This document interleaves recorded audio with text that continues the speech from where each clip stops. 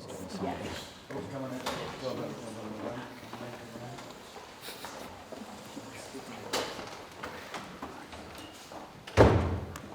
Excellent. Good evening, everybody, and welcome to the Garnet Room. I'm delighted to be able to introduce the school's resident expert on space tourism, Chicha. Over to you.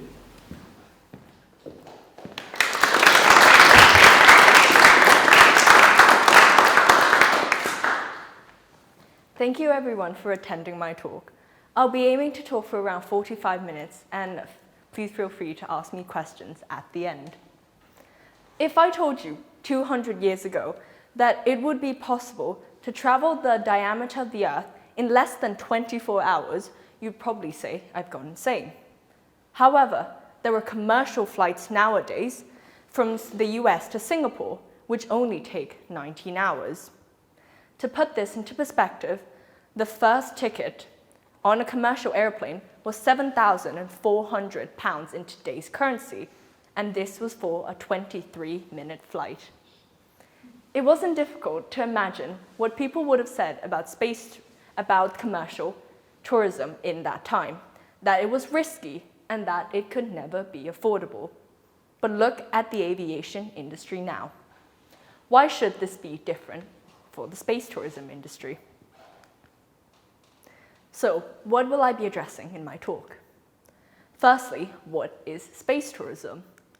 Secondly, where are we now in terms of development? Where is it going, also in terms of development and costs? What are the challenges that are associated with this sector? And finally, is it going to happen? Hopefully, by the end of this talk, I'll be leaving you with more answers than questions. So, what is space tourism? Space tourism is defined as traveling into space for recreational purposes. It is a niche segment of the aviation industry which aims to give tourists the essential to become astronauts. The 5 categories of space tourism, as defined in a 2004 paper by Jennifer Lang and Jeffrey Crouch, are as follow. Virtual, which is virtual reality helmets. Terrestrial, which is the space experience, essentially without leaving the Earth's atmosphere. This could be something like space camp. Thirdly is near space, which are high-altitude cruises, which allow people to experience short periods of weightlessness.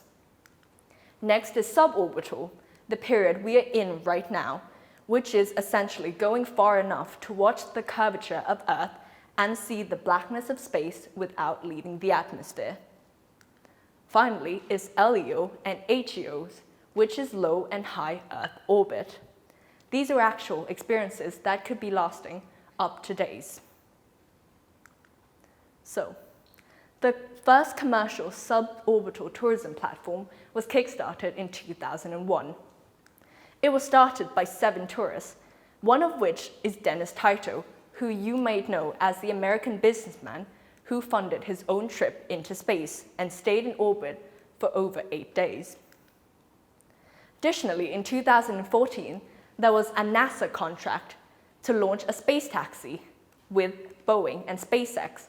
However, due to lack of demand, this was never put into action. However, many non-governmental organizations, such as Boeing, Airbus, and XCOR, have been trying to get people into space. But out of all of these companies, I think the 3 that stand out most are Virgin Galactic, Blue Origin, and SpaceX. Virgin Galactic. Virgin Galactic is run by hyperactive billionaire Sir Richard Branson. He was the first person to be able to send an all-civilian crew up into space on the 11th of July in 2021. Even though the name Virgin Galactic might not be as well known to you, it is a pretty big name in the space tourism industry. Additionally, more than 600 tickets have been sold since 2004. Here is the flight plan for the Virgin Galactic flight. The craft, called the Unity, was carried to an altitude of around 15 kilometers by a larger craft, and then it was propelled into space. It reached a height of around 90 kilometers, which is 10 kilometers short of a line known as the Kármán line. Richard and his crew experienced a short period of weightlessness in around an approximately 1.5-hour trip before they descended back to Earth. The feather mechanism, which allows the craft to glide down onto the atmosphere, is demonstrated in that diagram. There is a rudder and elevons, which help it essentially fly back down the way a bird or a feather might. The Kármán line, as I mentioned earlier, is an imaginary line which separates the Earth's atmosphere and space. It is an imaginary line because there is no physical indication. However, it was just established for aeronautics and legal purposes. Blue origin. Jeff Bezos was livid when Richard Branson was able to send a craft to space before him, and his own craft was took to space on the 20th July in 2021, only 9 days after the first one did.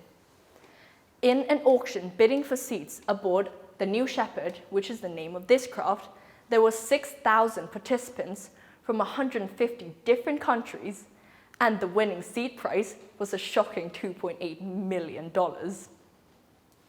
The craft is comprised of 6 main parts: the crew capsule, essentially where the tourists sit; the ring and wedge fins, which aerodynamically stabilize the craft; the air brakes, which are deployed to reduce the speed; the engine propels, or known as the Blue Engine 3, which restarts for a controlled landing; the old fins, which again helped to stabilize the craft during the landing; and the landing gear.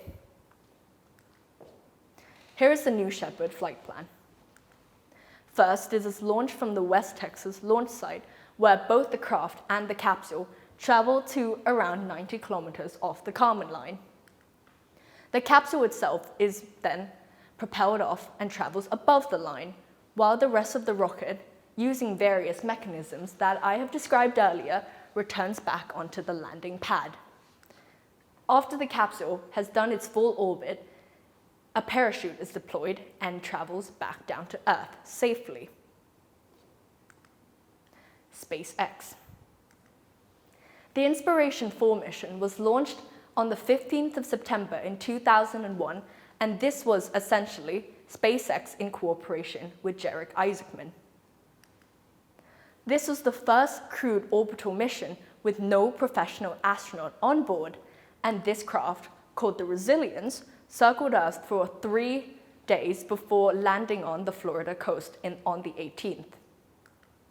This is quite impressive because it circled Earth at 590 kilometers above the Earth's surface, and to put this into perspective, the International Space Station is only 400 kilometers from the Earth's surface.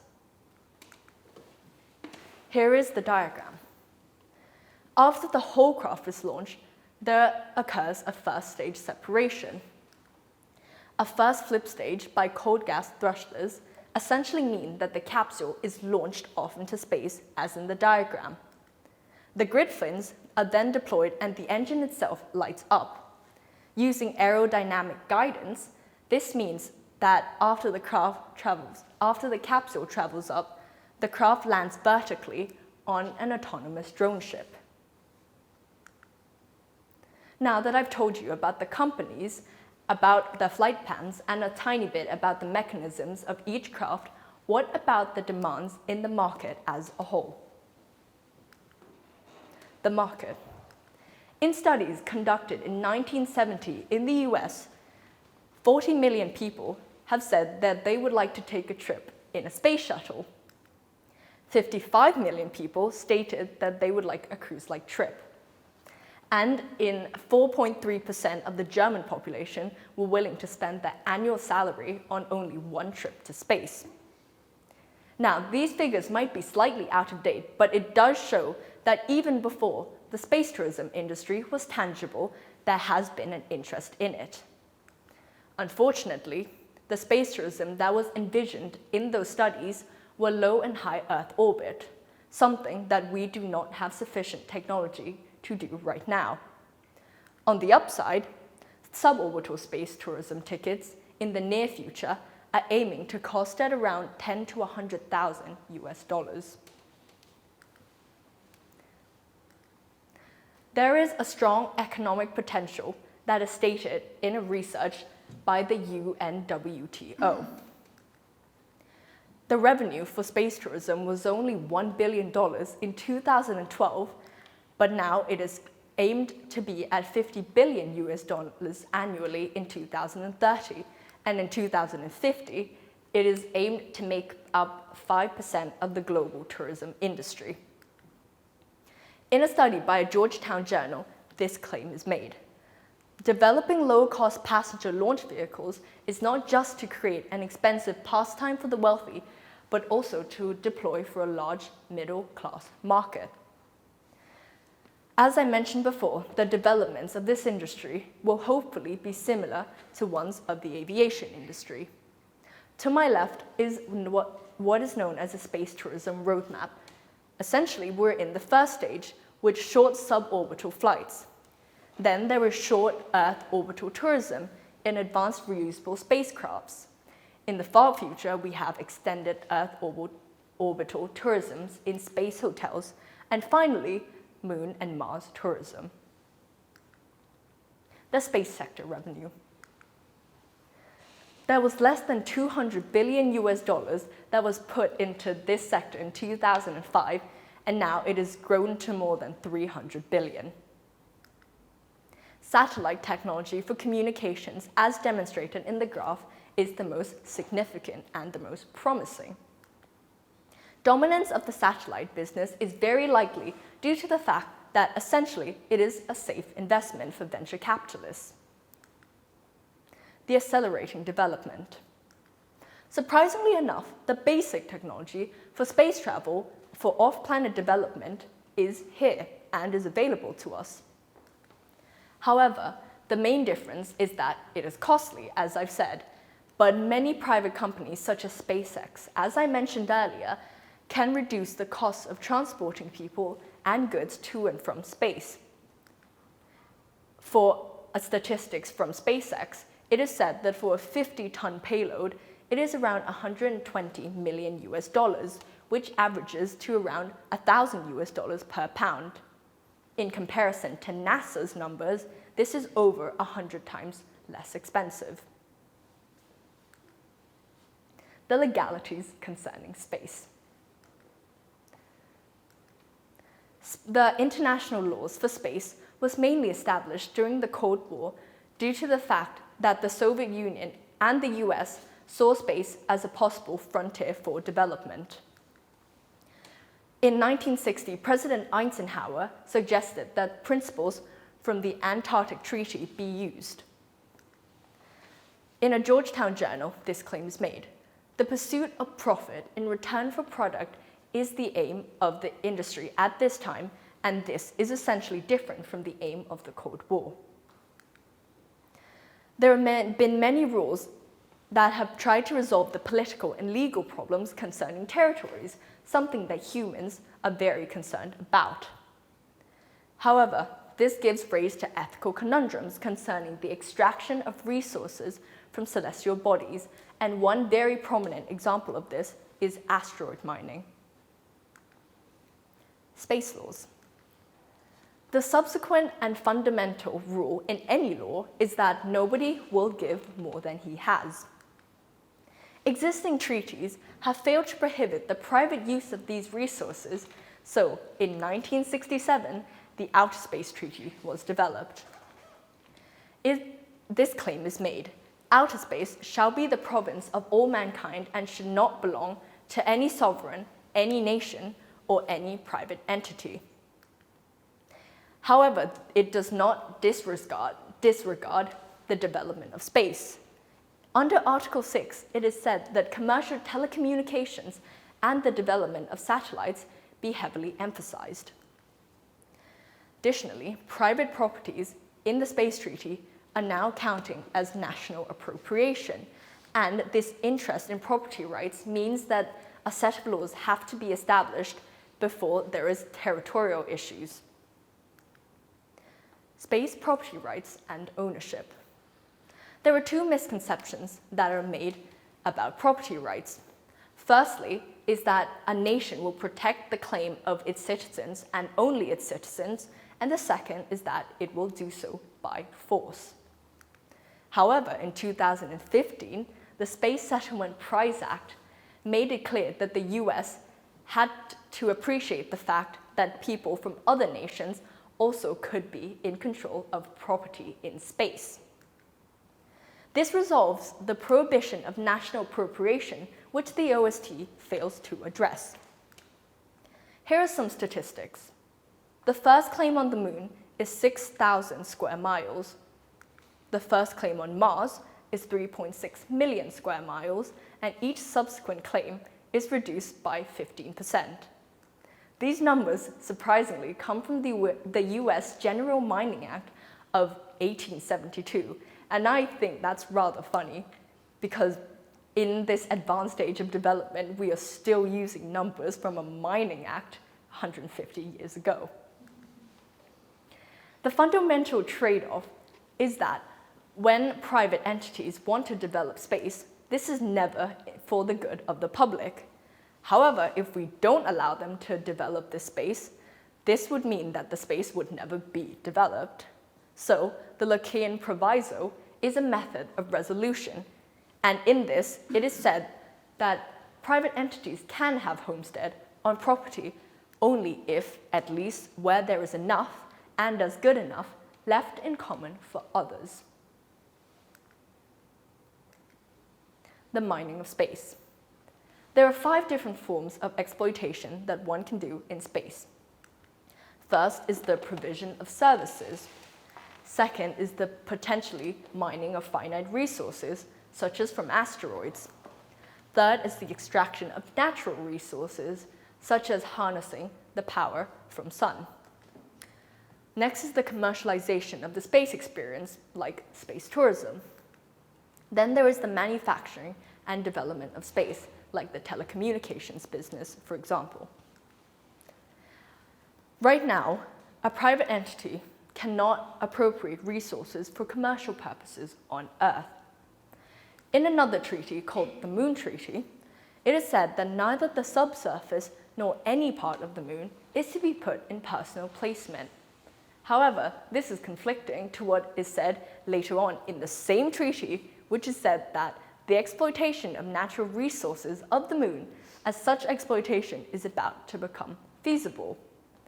Now, this contradiction is also made with the OST, in which it claims that you can actually own rights in space. So why is this so? There are no actual studies to prove this, but in my personal opinion, I think that the Moon Treaty was established much later and at a time where people didn't fundamentally agree on a lot of things to do with space. I think that the Outer Space Treaty should be the thing that we should put the most focus on, because it is essentially the legal framework for everything related to space tourism. The legitimacy of space tourism. The private participation in outer space activities for private companies is inevitable. There is this beneficial interaction between wealthy individuals and privately funded companies in terms of the rules that are associated with going to space and much of the things such as insurances when going into space. States, for example, are required to compensate during accidents for normal people, because for the ultra-rich, they have their own social and often private ways of doing so. But this gives way to an array of questions, such as, where does outer space legally begin? As I've mentioned before, the Kármán line is just an appropriation. Where does airspace end? The applicability of space laws, how does it apply?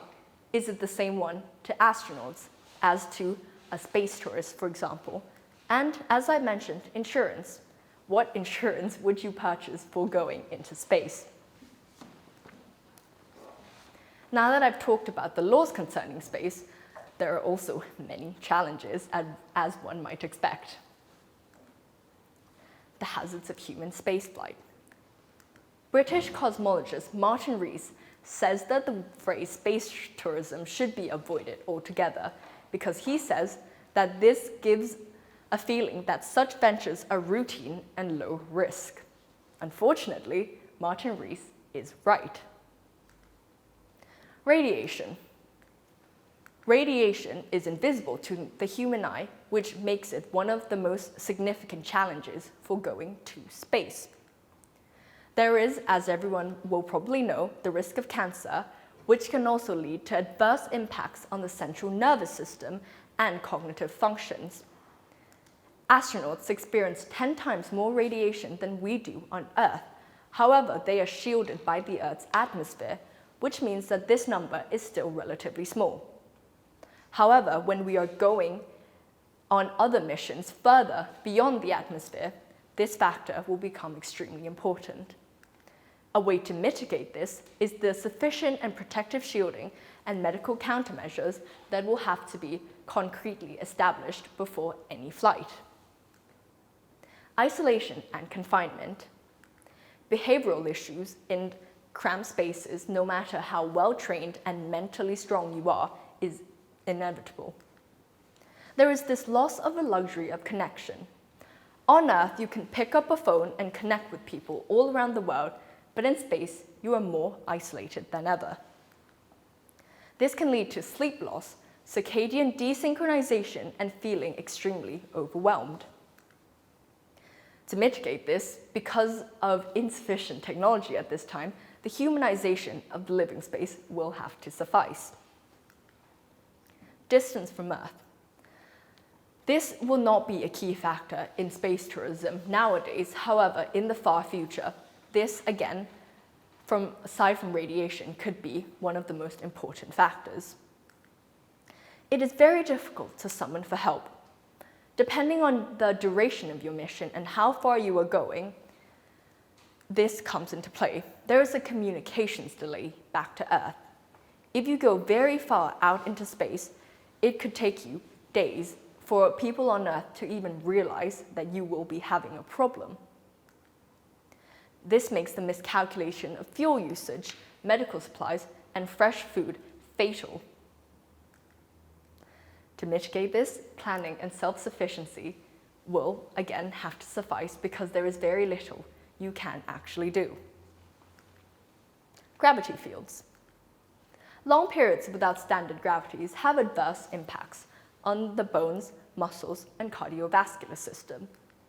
This is most prominent when you are leaving and entering a planet's atmosphere because the pressure on the human body will be many times the surface pressure that we feel in everyday life. Astronauts have adaptability training programs, and I think that it is essential that when space tourists do actually start going up, that they receive amounts of training, possibly something less severe than the adaptability training program, but something similar. In a hostile, enclosed environment. There are many factors the human needs to survive, and the basic ones are things such as water, food, exercise, and sleep. However, there are other factors that have to be kept constant, such as temperature, noise, and pressure. Fortunately, we have technology to do this for us, but technology can keep running for only a period of time before something eventually starts to malfunction. And again, there is very little you can actually do to mitigate these risks.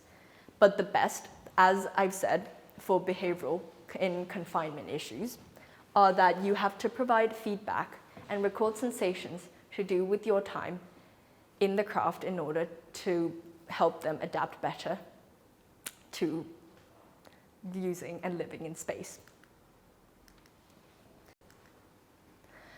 As the development of the space tourism industry grows, there is concerns for the overuse and crowding.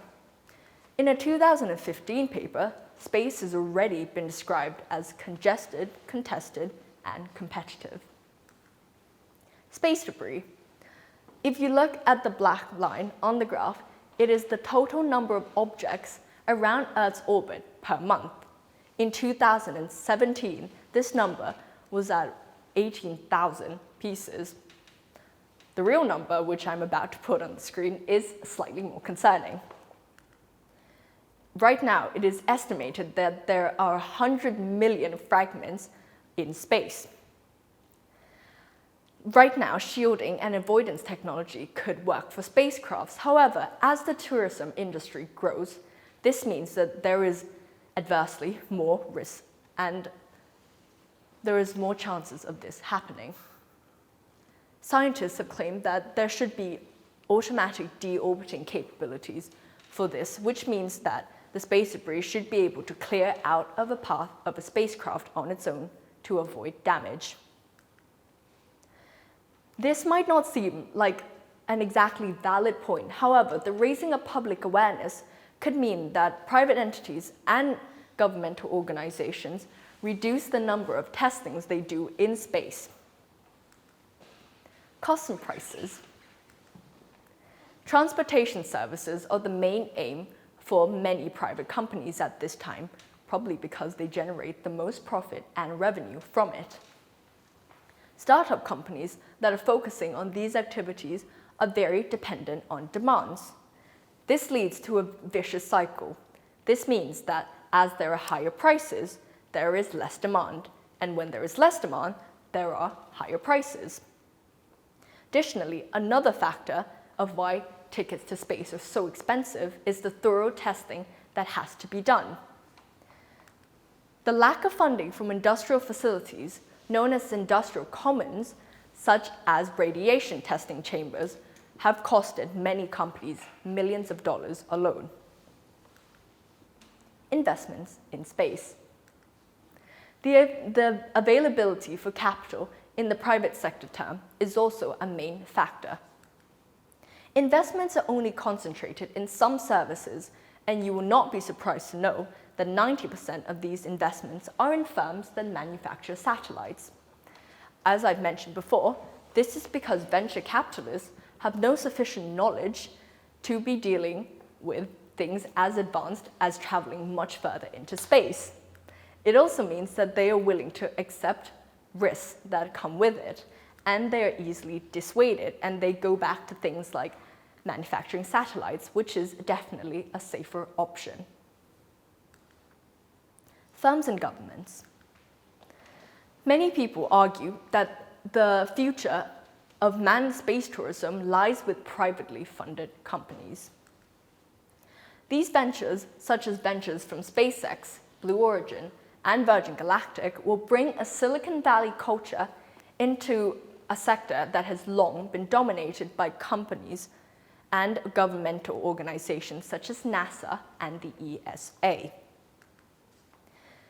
SpaceX has shown that it is possible to recover and reuse rocket launchers much before NASA was able to develop this technology for themselves. Private customers are also interested in lower costs rather than safety, and with a governmental organization like NASA, safety has to come first. Before private companies, safety could possibly be slightly lower down on the risks. Ethical concerns. There is no guarantee that space or the pursuit of space will serve public demand. But I can tell you now that one thing that does serve the public demand is asteroid mining. But this does, as well, bring up a few issues, such as who is actually allowed to mine what. Some scientists argue that asteroids should not be mined at all and instead should be managed, and they have suggested that the management of Antarctica be used as essentially a basic framework. Limitations that leave the system undisturbed is a key part in the Antarctica management. And additionally, tourism and scientific research have to be carefully monitored. And if in the future we were to mine asteroids, I would say that we should mine only some parts of it instead of mining it completely and depleting it of resources, then moving on. Is it worth it? Many have argued that there are better uses for the investment that private companies make instead of going to space. One of these people has been Prince William, and he has said that the bright minds of the 20th century should be trying to repair this planet and not trying to find the next place to go and live. Additionally, on this theme of saving the planet, statistics have shown that the carbon dioxide emissions from Sir Richard Branson's flight on Virgin Galactic is equal to a round transatlantic jet flight. And if all this carbon emission was only for 6 people, then this is going against every single Conserve the Earth slogan we have made. Many companies have tried to manage this risk, such as Blue Origin, and they have tried to use hydrogen fuel, which itself does not release carbon dioxide emissions, but in the production of hydrogen fuels, the combustion of fossil fuels is still needed. So in the end, it is pretty much the same. Is the future here? The economic future of space tourism. As with all great plans, they all have an uncertain prospect. The global spending on luxury travel is at $460 billion US, and for spending on luxury goods and services, it is at $1.8 trillion US. Private companies are very close to claiming part of the tourism industry for space. As I mentioned before, in 2050, 5% of the global tourism industry could be for space. However, revenues for things such as asteroid mining are still negligible, probably because there is no sufficient technological developments for this at the moment. There is also uncertainty to whether lower costs will actually generate demand. But before we consider that statement, look to the graph on my left, which is the forecast revenue of orbital space tourism from 2021 to 2030. You can see that there are tiny bits of disinflation along the way, but there is a positive trend. Are there other forms of space tourism? Surprisingly, yes, there are. In a company called Space Perspective, which is a Florida-based company, it aims to take its passengers up to space in what is essentially a hot air balloon. The ticket reservations will begin in early 2024, and each ticket will be for around $125,000 US per person. This is for a 6-hour trip. There is a 2-hour gentle ascent above 99% of the Earth's atmosphere, and then you get 2 hours to get a 360-degree view of Earth, followed by a 2-hour gentle descent back onto Earth. The company claims that this will be as simple as boarding an airplane. Predictions about this sector. Many scientists and economists have argued that it will grow based on other forms of transport-based mobility, which have themselves grown to become vast industries. A common comparison, which I have made several times, is the civilian air travel. In an interview from a person from the public sector, it is said that space tourism could be the gateway to new industries, could lead to the creation of more jobs, and potentially even economic growth. Finally, what do I think? I've had my interest in space tourism for a period of time now, since I've started doing astronomy around 2 or 3 years ago. But to see it put into perspective is definitely something out of the ordinary. I think the term space tourism is extremely vague and subjective, because how can you put a figure on space? In the same way that you can't really put a figure on development. Despite extensive research, there can be no certainty for the future.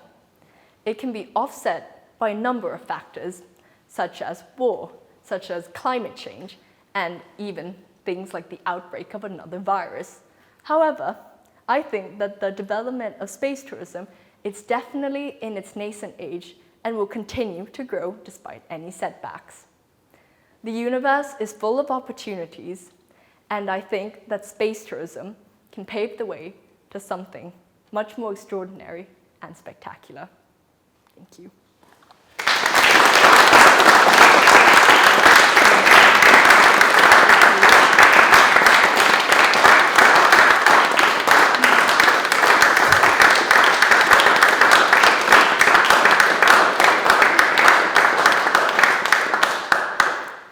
before I take questions, I would just like to say a couple of thank yous. So I'd like to say thank you to Mr. Genton and Mr. Barkley, who both couldn't be here today. I would like to thank Mr. James for helping me set up a lot of the IT and the camera. I'd like to thank the master. I'd like to thank Mr. Clark and all my teachers for supporting me, and to every one of you for actually being here. Thank you very much. So, questions. Charlotte? How has the Cold War affected space tourism? So I think that the development in the Cold War, well, if there wasn't a Cold War, let's put it this way, people would have not really looked to space as a frontier for development. There have been many things that have happened because of the Cold War, such as the creation of NASA, for example, which would have happened without, the Americans thinking we should probably go into space before the Russians. So. What do you think of the problem, which could be caused where only those who can afford it can go to space and poor people can't? Well, I think that people who who have slightly less income might think that there would be a problem, because of course you would want equality, but sadly, in this situation, it is something that is just for people who have a lot of income. But hopefully, in the future developments, as I've said, when costs of many things start to become cheaper, like the testings for radiation chambers, that would mean that more people from the middle class will hopefully be aiming to go into space as well. Are there any problems concerning space debris, and how could you what solutions are there to that? So, as I've said, there is very many problems concerning space debris in how, it might crash into rockets, spacecrafts, and actually these are quite harmful even though they were very small in sizes. This is because of the high velocities that most of them travel at. And, well, to mitigate this, I think the closest we have to an answer is the automatic deorbiting, where essentially the pieces will move out of the way of spacecrafts. Sophie? Which of the companies that you mentioned do you think will be the most prominent in the future? Most successful, I guess?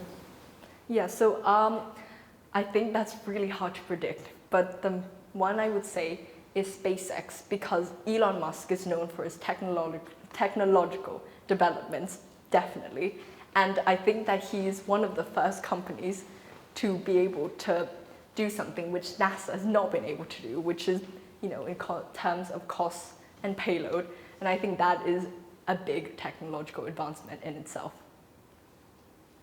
Mrs. Sandel?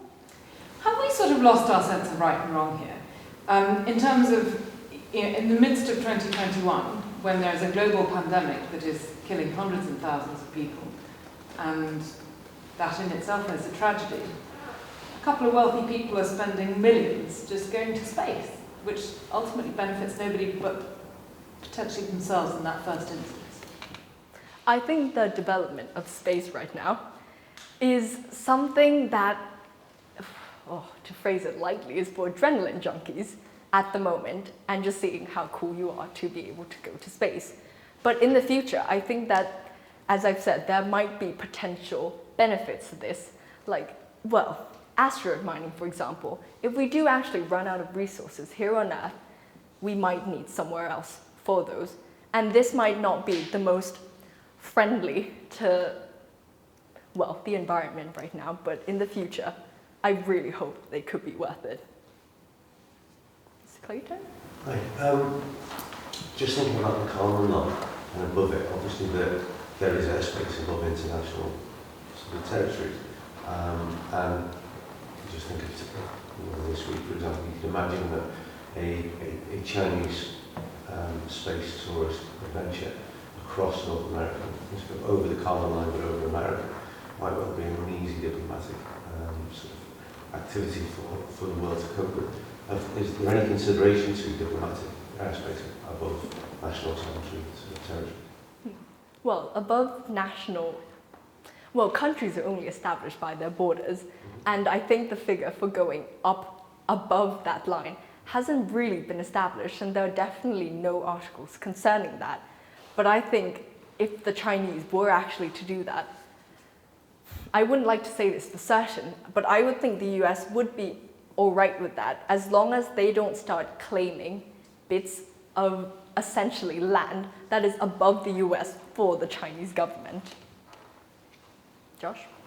Our governments are actively preventing all these private companies putting debris into space. Are they trying to keep space accessible for anyone? Well, if I'm completely honest, I would say not really, because the governments are also in competition with these companies to be going into space. And I think that definitely it is a concern for everybody if there is an increasing number of space debris, and the government will have to try to find their way out, especially the US government, because they put so many bits into space that, you know, it would be unlawful for them to not do anything about it. Phoenix? Why was there such a large increase in space debris in 2007? So in 2007, there was this issue of a Chinese satellite which was blown up by the Chinese government in a testing of one of its missiles, and that led to the creation of 200,000 new pieces of debris in space.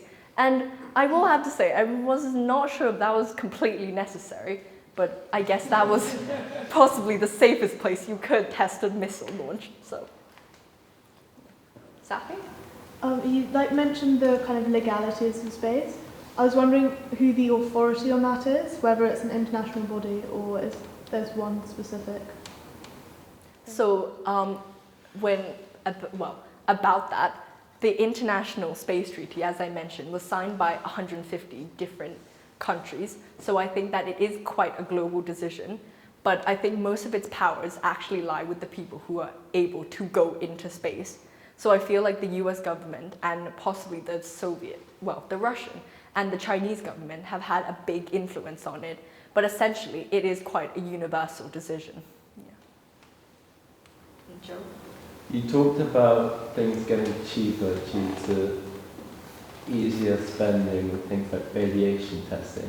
But do you think there'll ever be a point where the sort of general public, or at least upper middle class, could go on space tourism?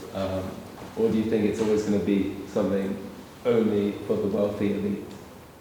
Well, I think that in due course, yes, we would possibly all be going to space.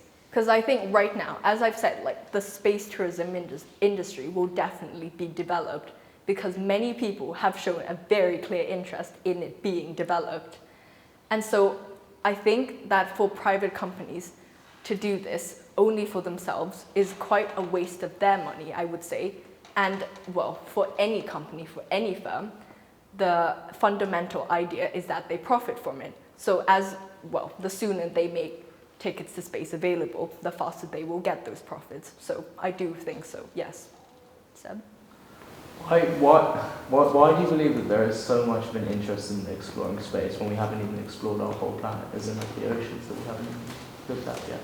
I think, again, that is something that I think is heavily influenced by the Cold War, but also something else is because space is so big and we've only started to kind of explore it using pictures, using images taken, that we've started to kind of look at things like black holes, things like redshift, things like the expansion of the universe, that we feel like we have that need to just go out to actually see if it's what we think it is instead of what is actually just being said to you in textbooks. Yeah.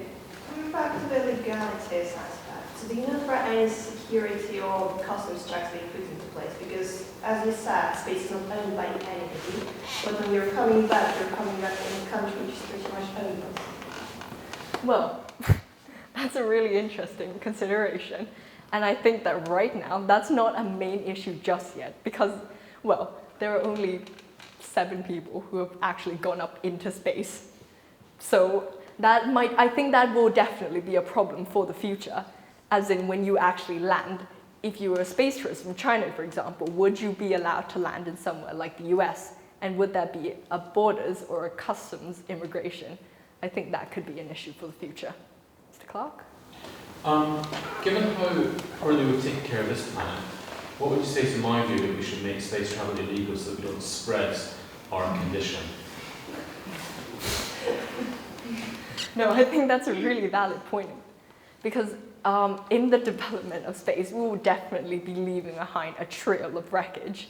For like asteroid minings, as I mentioned, they've said that they don't want to mine asteroids just yet, but when they do actually start mining those asteroids, they'll be leaving like plantations, they'll be leaving drills all on the asteroids, and that's why there are so many ethical concerns to do with that, as in should we be depleting things of its natural potential instead of just leaving them as they are. I don't exactly think they should be illegal because, well, development, you can't really put a stop on development, especially because the gears are kind of being launched right now with companies just deciding to go into space. Yeah. Sophie? Do you ever think that there would be a sort of, are the ships that have already been up, that you said that they split into the planned ships, they split into multiple pieces before they come back down, sort of the thruster and the capsule type thing. Do you think you could have a sort of Atlantis space shuttle-esque kind of thing where it sort of goes up like a rocket, lands like a plane, and can do it as many times as it wants, or do you think that each rocket needs some use? Well, I think what you're describing is kind of like the Virgin Galactic model that I showed you. Yeah, but for a rocket to be able to do that, and by rocket I mean like the typical New Shepard rocket, like just a rocket in terms of shape, that is really difficult because the mechanisms, and I don't have a lot of technological knowledge about this, but I would assume that it is a very different build to the way that the Unity craft of Virgin Galactic was built. So I think that's quite difficult in terms of how they do it. But, you know, each different craft has its own way of reusing, as I've said, to cut costs, essentially. Yeah. Harshika? So you say we can't put a stop on development, but don't you feel this might be development in the wrong direction? As in, we should be funding development of renewable energy to save the planet rather than sort of creating a vicious cycle? Yeah. No, I do actually agree with that. Well, I agree in the development of space, but I do agree that some parts of space tourism, such as, well, don't want to sound like party stopper, but the development of something like a space amusement park may not be in the best interest for people, but for something that could potentially be used, like as I mentioned, one of the exploitations of space is to gather like finite resources, such as the energy from the sun, could potentially be adapted to some renewable resources on Earth. And in the future, I really hope those two factors can link and benefit each other instead of, you know, just being completely harmful. So one more for me. Do you think that there's any morality in space? Morality in Yeah, are there any morals? You know, do the same moral principles on Earth apply in space, or should they? They definitely should be. Moralities in space. That because space is such an undefined and vague term just yet, because essentially this space tourism has just been started. I think that there definitely should be morality in space, but whether we actually do get that morality is a completely different issue, because governments will be acting in their own interests, and there would definitely be people like Prince William, for example, who advocate in morality, but, well, development is slightly cold-hearted, I would say. Sure. In your talk, you talked a lot about space tourism in terms of travelling into space and travelling through space. Have any companies started developing plans for space destinations? Well, there was actually a company which planned to open a space hotel. I think it was called the Berlin Company or something similar to that. But essentially what is different about planning to travel into space temporarily than to be like settling, such as in a hotel for a few days, is that it is so much more different in terms of how you actually set it up. Because if you're just traveling through space, then you come back, sure, there's a rocket, and you go and you come back, that's fine. But if you're planning to stay in space, there are so many other factors you have to be considering. Like, as I've said, radiation, how cramped you are, isolation, behavioral issues, and how far you are, essentially, from Earth. So I think that's something that is completely different and definitely has to be explored further. Would you say that there's a link between space exploration and colonialism, given that we're going somewhere which we have no understanding of, and our first thought is to use it for resources instead of try to understand different forms of life that may be there or different ways of thinking to do with it? I think that's a really good point. I will admit, I haven't really thought of it like that, but when you put it like that, then yes, I do agree that that has very strong ties to colonialism, and how when we are traveling in space, we're essentially looking for places to settle and territories to, well, conquer. And I think, again, that goes against a lot of ethical concerns and ethical morals that we might have. But I don't want to sound like an advocate for this, but lots of these places are actually uninhabited. And again, it is something else completely to say that you can't really take something that no one has taken before, instead of having a place where somebody has settled and you're taking it from a race or, you know, a living species. Could it be possible though that because it's a different planet or moon or something with different makeups to the Earth, it's simply a type of life that we don't understand or know about yet, and it could be inhabited by things that we don't? That is a fair point, yes. But I don't think the conquering of planets is a thing just yet. I think what we're aiming for, well, this is in the far future, and and planets will be in the far, far, far future. We're talking perhaps many, many decades and many centuries even. But what I would say is, going back to asteroid mining again, asteroids are essentially something that cannot have life on because of just how it exists as in traveling, you know, across galaxies, going from different temperatures, going from proximity to the sun into the depths of space. So I would say that right now we are safe in terms of that aspect, but for in the future, I think that's something we have to consider. Seb? You linked a couple times to how the economic development of the space tourism industry will go simply hand in hand with how the aviation industry went. No one picked it up at first, but now everyone was adamant it's commercially viable. But do you believe that the link between the space tourism industry and the transportation industry is correct? Because the transportation industry really blew up because it got people from point A to point B in the most convenient way. Yeah. Whereas going up into space, right now, space tourism is more just a gimmick. Mm-hmm. So no, I agree with that actually. I think that was an issue that was actually brought up to me before. Would it develop in the same way if it's not getting you from one point to the next, right? And well, I think for the moment, as I've said again, that it is definitely something for more people who are seeking thrill and seeking the fact that they can put to their name that they have been to space.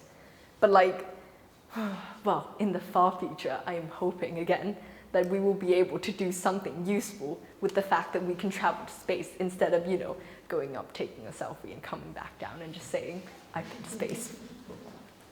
So you highlighted how dangerous, obviously, all of these missions would be.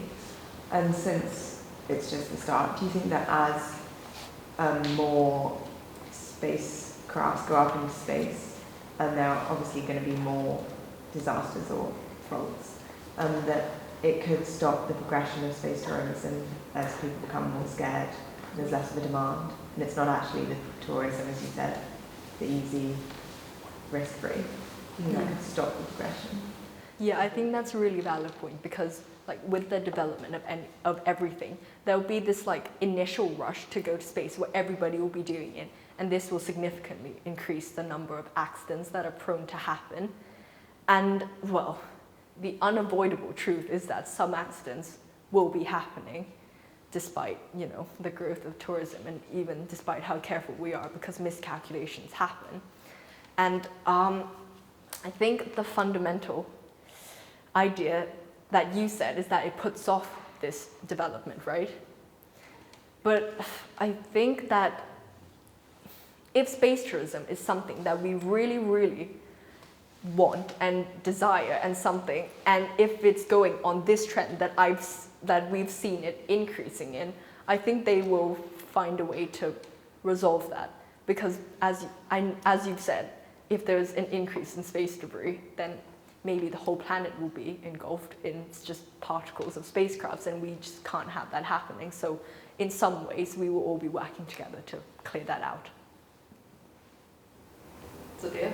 It's probably going to be a stupid question, but since you can't imagine tourism without shopping, does it mean that potentially in the future we're getting a space sex duty free?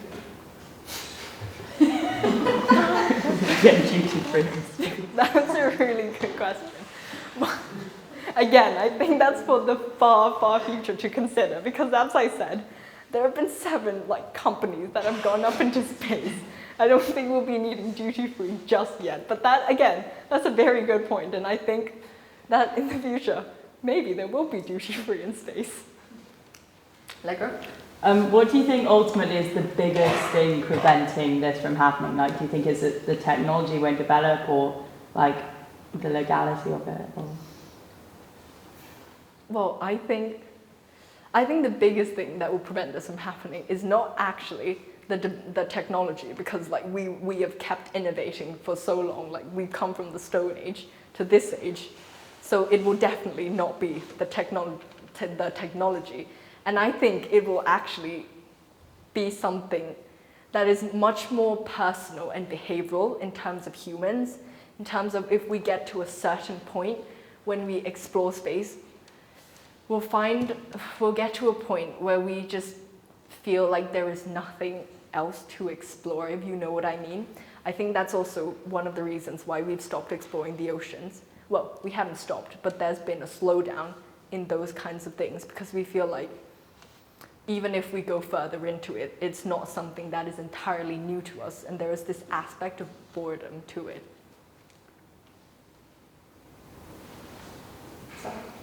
Do you think there could be some competition if some companies invest in going on, creating something to go underwater, instead of going to space?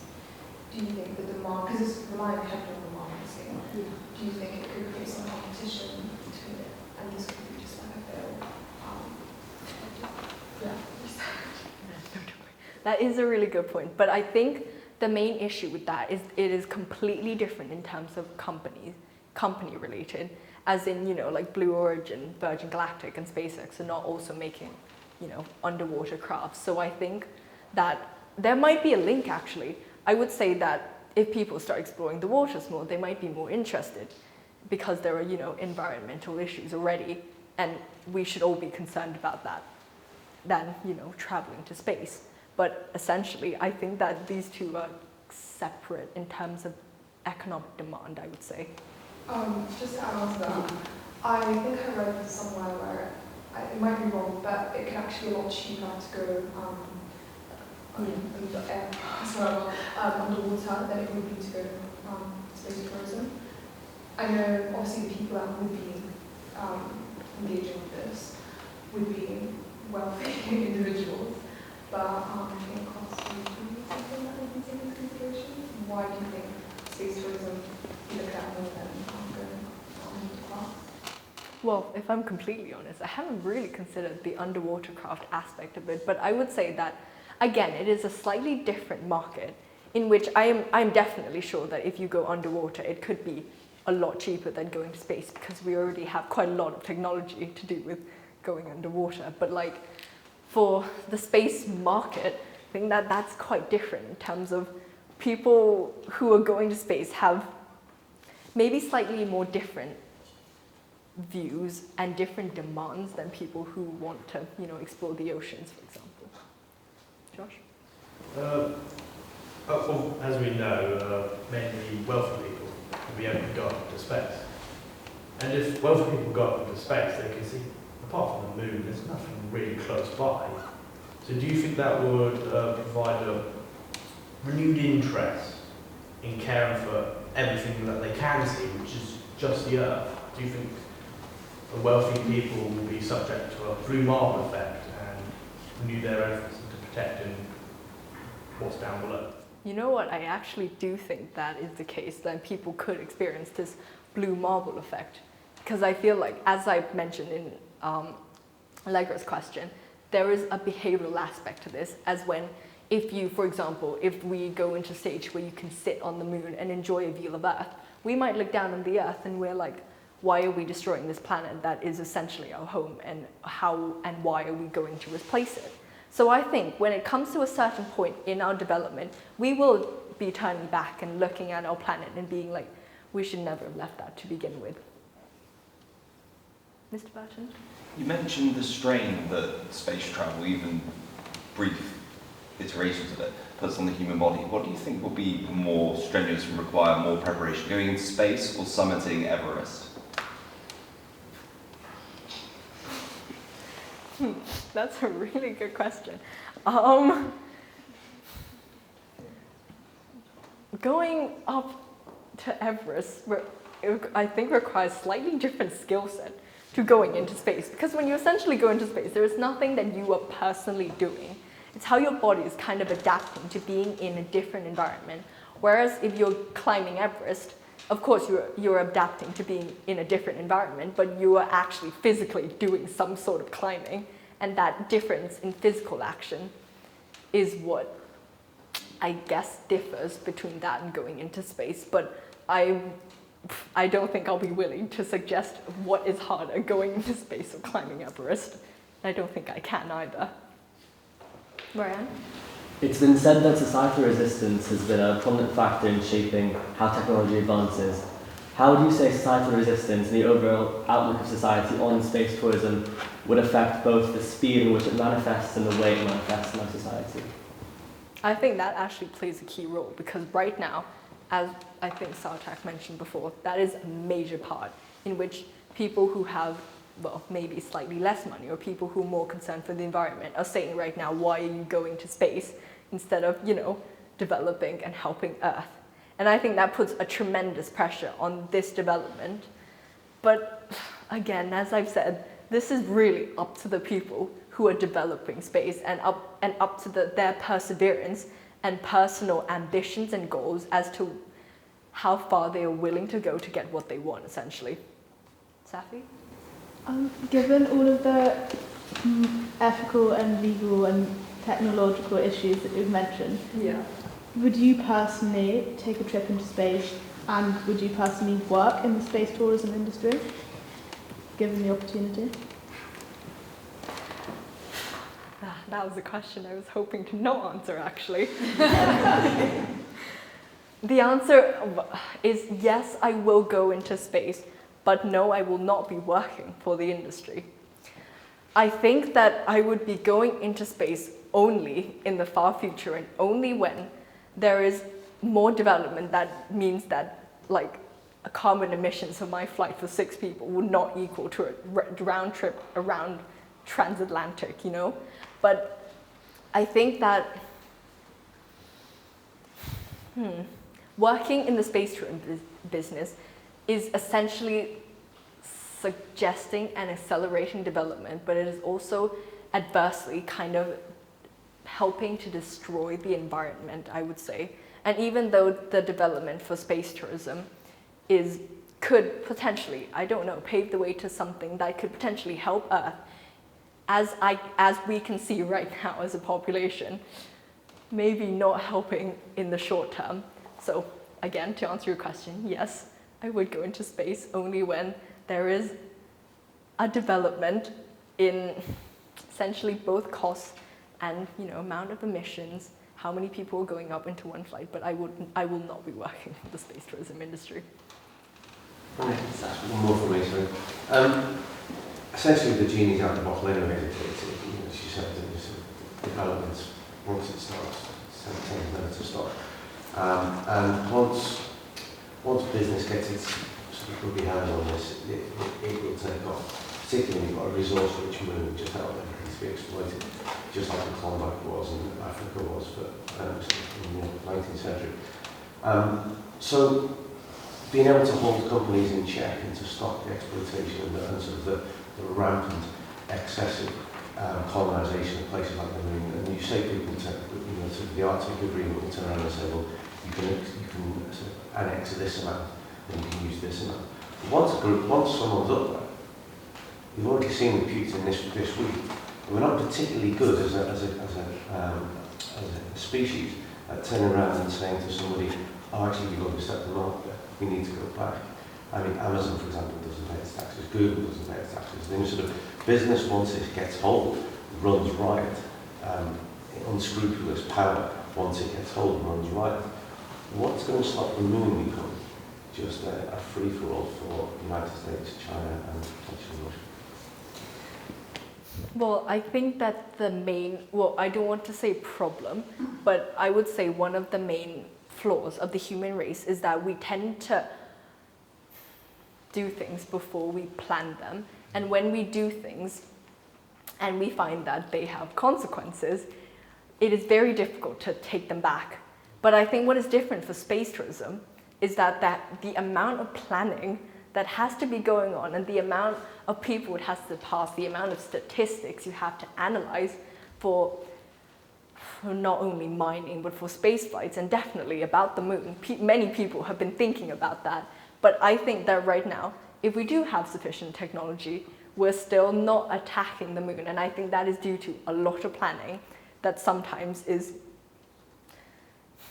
maybe not thought of in other situations.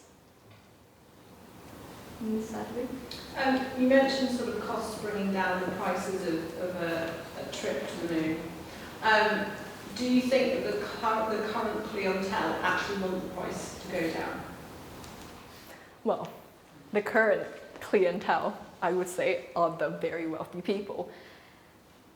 And, well, current, I would say no, because, well, behaviorally, it is much more cool to say that you've gone to space and paid this and this amount of money to be going into space. But eventually, businesses and firms will see that there is more to this kind of market demand if you open it to the public. And so I think they will actually be reducing their costs because, like, you know, firms are run by, influenced by profit.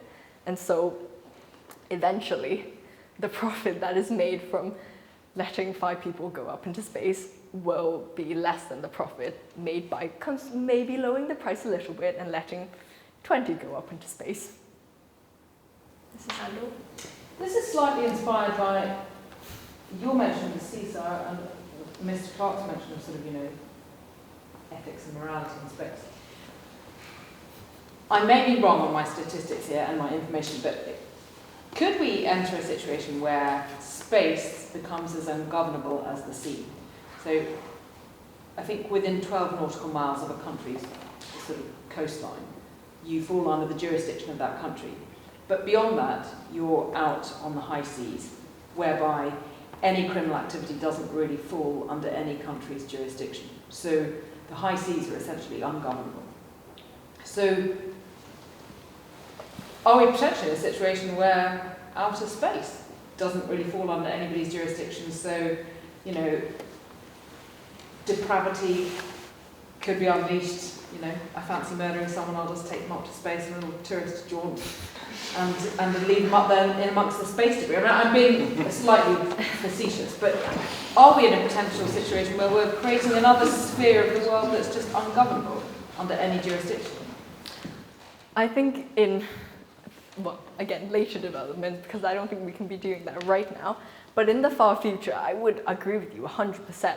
Space is much bigger than the oceans, and there are things in space, there are many things in space that we don't even understand and we don't have the knowledge to even comprehend yet.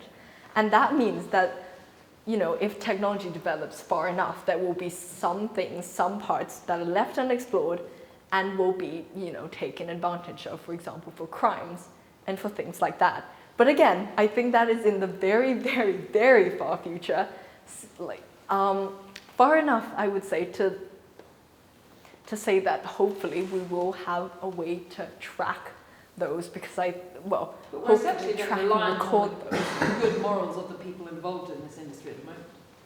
The good moral? Well, you know, we're relying on the fact that, you know, Branson isn't going to take out any of his fellow tourists whilst he's up there. Well, right now I think nobody will be doing that because of, again, the publicity. And, well, you know, if you take someone to space and kill them right now, you would make a lot of news headlines.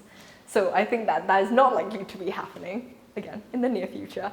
But in the far future, possibly, and hopefully we can find some way to mitigate that problem. Yeah. Okay. Right. Before you leave, can I please ask you to complete this 1-minute survey? So just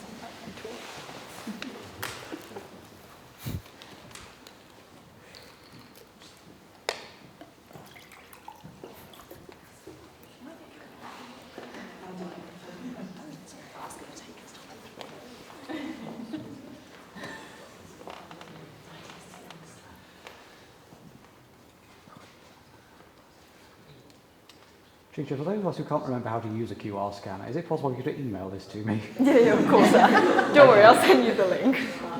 So I can do it for you. That would be very kind of you. Also, just by the way, while everyone's doing this, you showed some graph earlier where you said there was a general upward trend. I can't know exactly what it was, but it was in that bar chart. Would it be possible for you to calculate the product moment correlation coefficient? Test at the 10% significance level whether it's a significant upward trend. So I came into this talk not wanting to do any statistics, and I was talking to Mr. It would be good revision. James. Well, I was talking to Mr. James about calculating the normal distribution of some certain aspect of his camera filming, and I said, and I think I quote myself, I will not be doing that tonight. So hopefully not, sir. I think I found the first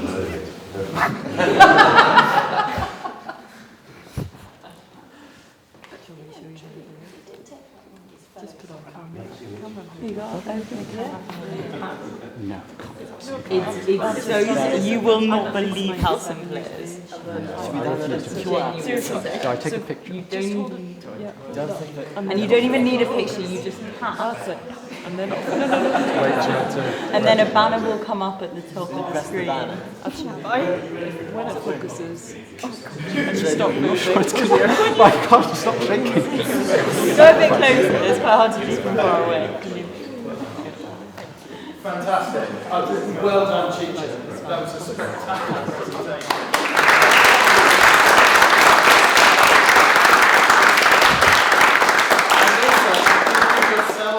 A round of applause for some fantastic questions. I was not expecting such a good discussion. They were a very good lot of questions. It's wonderful to see you so engaged with it. So well done, you picked a fantastic topic that has got all departments. I'm very glad that you're working. So well done, thank you very much. And so long as you have answered the question, yes, you are free to go. I guess Mr. Goldstein. They don't want to go. They want more. Well, I knew it. I'll have to be calculating the product moment correlation coefficient now. Yeah. Thank you so much. Thank you. Yes.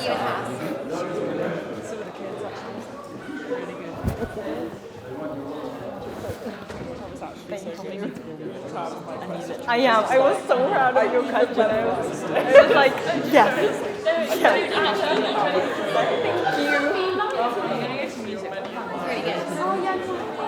Thank you. Safi, your questions were so good. I was like, oh my god, that was quite something.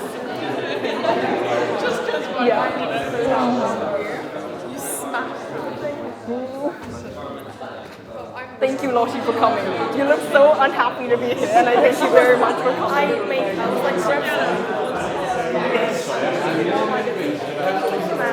I want to. Yes. Joe, can you please exit as the host of this meeting? The door is over there. I actually was nice. Oh, thanks. Is that a microphone? Yeah, it's a microphone. Okay, how did you... Atticus, I'm so proud of you for turning up. I was thinking, like, what is a smart question I can ask? No, that was so good. That was really good. And I loved how I didn't even know what it was. I was like, Damn, man. Damn, man. What is that? Do you think that when the first murder in space happens, Will you be there to look at? I actually... Maybe. Another question. Thank you. Thank you very much for attending. Bruh. So that was a very good question. I don't want to be calculating that anytime soon, sir.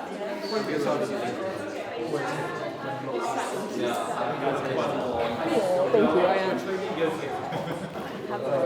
Thank you very much, sir. Why has it got legs? It's a hand. Thank you very much for coming, sir. Thank you. Thank you. Thank you very much, sir. Thank you. You've even done a QR code thing. I have. I put so much effort into that QR code.